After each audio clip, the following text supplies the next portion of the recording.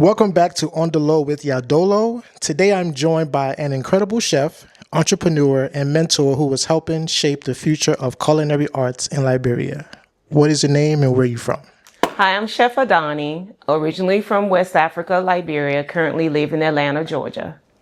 Thank you so much for joining me today. How have you been? I've been great. I'm excited, been waiting for this interview for such a long time, so let's get it. Tell us a little bit about yourself. Who is Chef Adani beyond the chef's coat? Chef Adani is, in one word, kindness. She's also the last of her father's 14 children and the first of her mother's 2 children. She's a family person. She always brings family together. And every family reunion, Chef Adani is there. When did you realize cooking was more than a hobby, that it was your calling? When did I realize? Back in 2011, I got laid off. Well, my company was closing, and I knew prior to that I was taking cooking classes. I did cake decorating classes. I started baking for family and friends. I started charging them, and then when I got laid off, I didn't want to be a doctor or a lawyer. I didn't want to do anything because we were given the opportunity to go back to school. And I said, well, I love to cook. I love to bake, but I want the professional behind my name. So I enrolled in culinary school at the Art Institute of Atlanta. What has been one of the biggest challenges you've had to overcome in your culinary journey? My biggest challenge, I believe, is exposure, collaboration, working with others, people who already have their name out there, just asking them to collaborate or to, share what I can do by partnering with them. Awareness is one of my challenges. Do you think there's unity amongst chefs? Yes, I think there is to an extent, because most chefs want to put a signature on whatever they're doing, to say, this is what I've done. Like, you have titles out there. This is Chef Adani's signature drink. This is Chef so-and-so's signature meat, dish. This is Chef Kiss, like everybody says. And they want that associated with their brand, with their name. So sometimes it can be. What do you think people misunderstand most about becoming a chef? Oh, this one is a really good one. Is that we're just cooking. There's a science behind cooking. There are processes and procedures. There are techniques that we have to perfect in order for you to taste that food and be like, yeah, this person really put their heart and soul into it. There's research.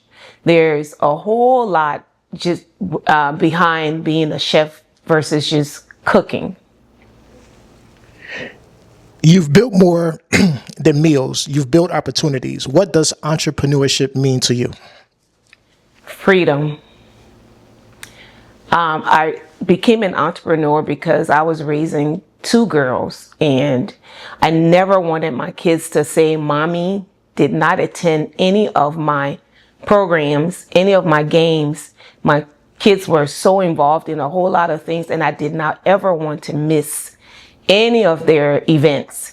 So entrepreneurship gave me the opportunity to be there and present for my 2 children. What advice would you give someone who wants to turn their passion for cooking into a successful business? Go for it. It's not just cooking. There's food science. There is food photography. You take pictures of food. You can cook spaghetti and take spaghetti to another level. You can cook tacos and take tacos to a different level. So there's so many aspects of you being a chef than just cooking in the kitchen. You can be in research and development. So there's so many facets to being in the culinary industry.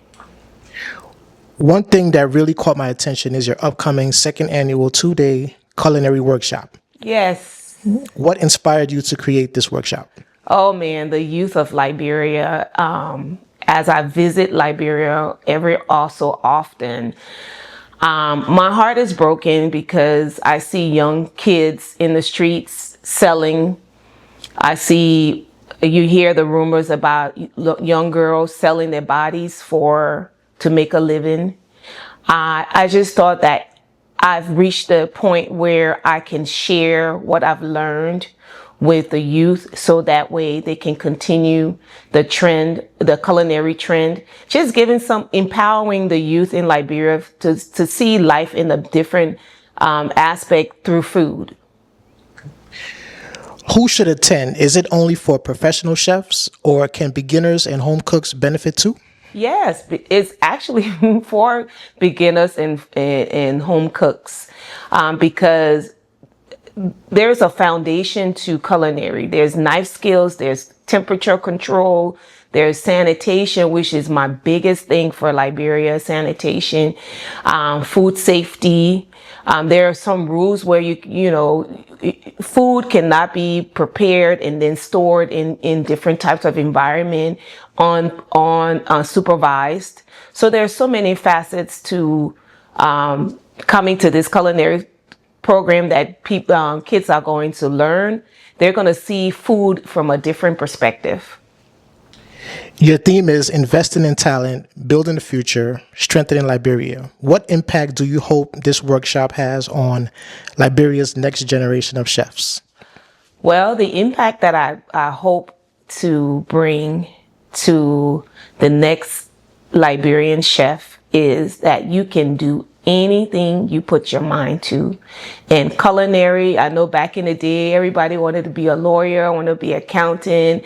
And if you say you wanted to be a cook, well, it was frowned upon. But now as things have changed, being known as West Africa or Liberia's best chef in the world, that's the impact that I want. I want is for the youth to see that they can take their skills to another level. If someone wants to attend or support the mission, how can they get involved? I have flyers out. My Facebook page, Chef Adani Adigbi Facebook page has the flyers out there. They have the donation link. And also I'm posting almost every day. And hopefully when you watch this, you can go to 2dayculinaryworkshop.com/donate, or you can just go to 2-Day Culinary, and 2 is spelled TWO, culinaryworkshop.com, and just take a look at the page and donate. I need sponsors. And if it's just $2, because this is the second annual. So if it's $2, you have $20, you have $200, I'll take it. And thank you in advance. Okay, so we're going to have some rapid fire questions. Uh-oh. First answer that comes to mind. Favorite Liberian dish? Ooh. Yish. Fufu and soup. Sweet or savory?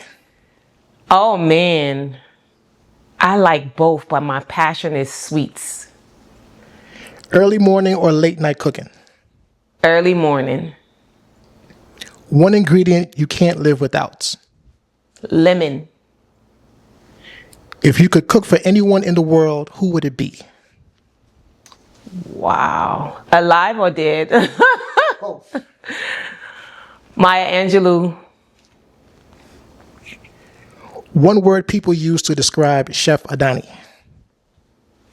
Ooh. That's a tough one. Again, synonymous with kind. You're very nice, Adani.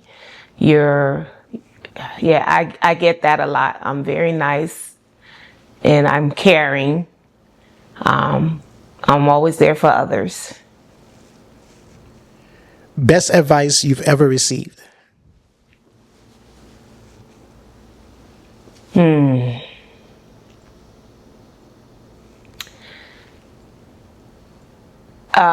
My mom said to me many, many years ago, I only had you When you came out, it was only you. So don't worry about having everybody come with you. You can go alone. And I've always kept that I don't need the crowd to go to where I need to go. I can just go by myself. What's one thing every aspiring chef should master first? Knife skills.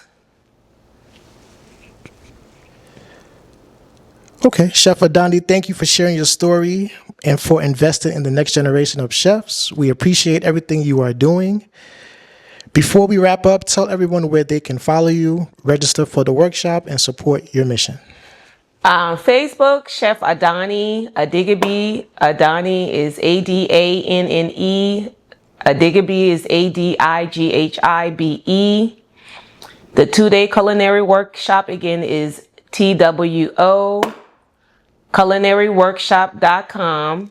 And also by the end of August, August 29th, I'm hosting an adult field trip, a field day actually, an adult field day, kind of like back in the days where you play hopscotch, you play dodgeball, you play kickball.